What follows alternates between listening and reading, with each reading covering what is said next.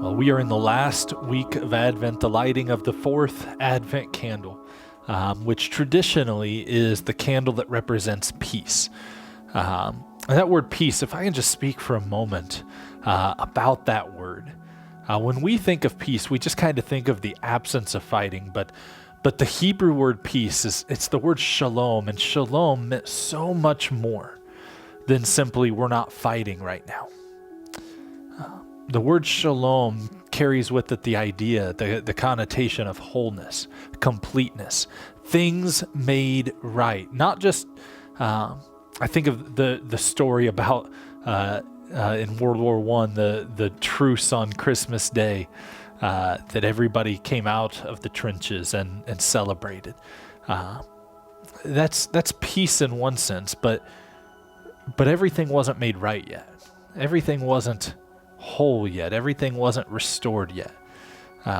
When the Bible talks about peace, it's talking about wholeness, the restoration of all things. And so nothing better to wrap up Advent with than just the reality that with the coming of Christ comes the shalom, the wholeness, the completeness, the restoration of all things through Jesus.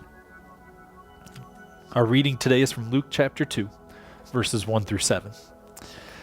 It says, "In those days a decree went out from Caesar Augustus that all the world should be registered. This was the first registration when Quirinius was the governor of Syria.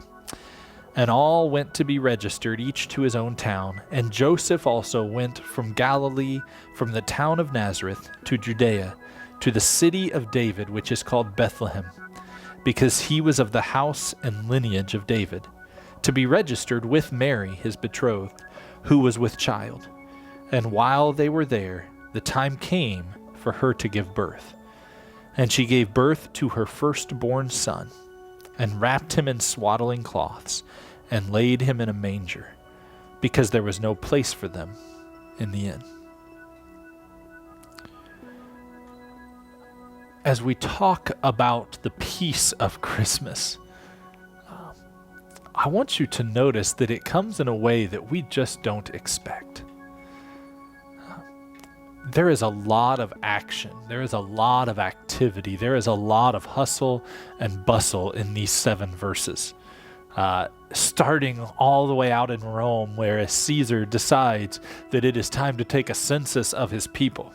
And because of that census, it goes to the governors, and the governors are issuing orders to all their magistrates and all the people around them. And you can just sense the buzz of government activity that is happening. And there is just word coming all over of this thing that is happening. And because of the government's action, there is action happening by all the people as people travel from where they have settled to their hometown, the town they were born and raised in, their ancestral town. And everybody's moving and hustling and bustling. And because of this, Joseph and Mary, they get to town and they can't find any lodging. At least no beds available. They're searching, and they end up having to stay and sleep in an attached stable, a stable that is attached to the room, because there's just no room in the inn. There's no room. There's not a spare bedroom to be had. And you can just imagine Joseph and Mary trying to hustle and bustle, and all of this work, all of this stuff seems so significant.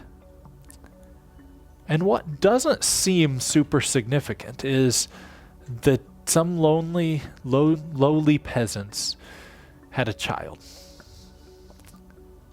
The government is worrying, the people are busy. Oh, and someone gave birth. But what's interesting is all the activity really amounts to nothing.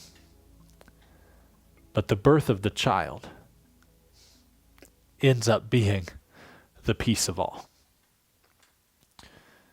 I think we often think about things, and we come to conclusions about what we think is most important. All the things we have to get done is trying to get the checklist done for Christmas and all of those things, but maybe we can rest in the fact today that true peace in my home, true wholeness in my home will not come from my activity, but was already accomplished in this seemingly insignificant moment where a child is born, when Jesus is born in Bethlehem. May God bless you.